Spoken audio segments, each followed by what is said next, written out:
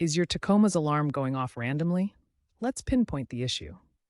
The three most common causes are a faulty hood latch switch, a malfunctioning door ajar sensor, or a key fob synchronization problem.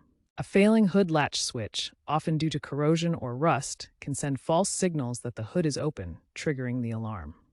Similarly, door ajar sensors located in the door jambs might fail because of worn rubber seals or wiring shorts, leading the system to believe a door is open. Finally, the key fob's RFID chip might lose sync with the body control module, especially after a battery change. Start by inspecting these three areas to narrow down the problem. You can often resolve alarm issues yourself. First, clean the hood latch switch and door ajar sensors, applying dielectric grease to prevent corrosion. Aftermarket hood latches are available for $20 to $50.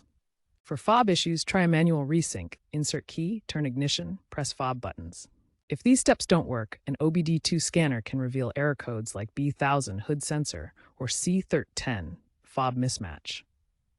Remember, since 2023, newer models may offer software over-the-air OTA updates for BCM firmware fixes and fob resyncs, which you can handle yourself. However, if the problem persists, especially after these fixes, it's best to consult a professional mechanic to avoid further issues and potential warranty complications.